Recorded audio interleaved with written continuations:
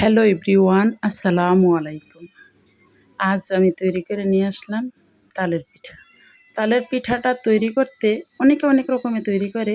আমি এভাবে তালের বড়াটা যেটা তুলোর মধ্যে বড়াভাবে বানাই। তো আমি প্রথমত এই টিপসটা দিয়ে আমরা নারকেলটা এভাবে কুচি করে আমি নারকেলটা নিছি, বটনি দিয়ে চিল করে কাটটা কুচি করে নিছি। নারকেল যদি কামড়ও না পড়ে আমার হাজব্যান্ড পিঠা খায় না, তাই আমার নারকেলটা এভাবে কিউব করে নেওয়া হয়েছে। তো আমি প্রথমে তালের পিউরি নিছিলাম ২ কাপ। ২ কাপ তালের পিউরি নিছি। আমি ১ কাপ সুজি দিছি, ১ কাপ চিনি দিছি আর ১ মগ চালের গুঁড়া দিছি। তো চালটা আমি এখানে ধুয়ে ভালো করে চালটা আমি ভাঙায় আনছি। আর আমি এখানে কিছু লিকুইড দুধ দিছি। দুধ দিয়ে আমি তালের রসটা খুব ঘনত্ব ছিল, তো একটু দুধ দিয়ে আমি এটা গোলাইয়া নিছি। তো আমি পরিমাণ মতো সব জিনিসই দিছি। আমি ১ ফোঁটা পানিও দিই নাই এখানে। তালের পিউরিটা ওইভাবে পানি ছাড়াই আমার বাইর করা। তো দুধটা দেওয়ার কারণে এই পিঠাটা একটু স্বাদ আলাদা হয়ে গেছে। তো একটু তালের পিউরি আমার কম ছিল, আমি আবার পরে একটু তালের পিউরি দিছি। চিনিটা পরিমাণ মতো যে যেভাবে খান।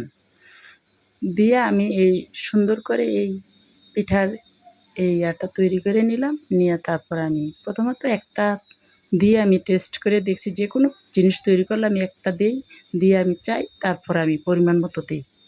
তো দেখলাম অনেক সুন্দর করে আমার পিঠাগুলো ফুলে উঠছে এবং আমার পিঠাগুলো অনেক সুন্দর হয়েছে। একটু পিউরি দিলেই, তালের একটু রস দিলেই দেখা গেছে যে পিঠাটা ফুইলা একদম টইটুম্বর।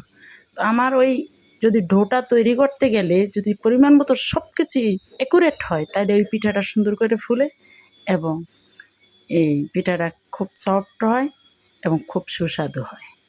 তো এভাবে আমি তালের বড়া, যেটা তেলে ভাজা, এভাবে এটা তৈরি করেছি। তালের পিঠা অনেক রকমের খাওয়া যায়, অনেকভাবে খাওয়া যায়। ভাপা পিঠা বানায় খাওয়া যায় তাল দিয়ে এভাবে বড়া তৈরি কইরা খাওয়া যায়। তাল দিয়ে ছোট ছোট ভাপা পিঠা করা যায়। তাল দিয়ে আপনার কাঁঠাল পাতাটা বানান যায়, কলা পাতাটা বানান যায়। অনেকভাবে তালের পিঠা তৈরি করা যায়। তো আজ আমি এটাই তৈরি করলাম সকালের নাস্তায়। তো আমি এটা আপনাদের সাথে শেয়ার করলাম। তো আপনারা কে কীভাবে তৈরি করেন আমাকে কমেন্টের মাধ্যমে জানাবেন।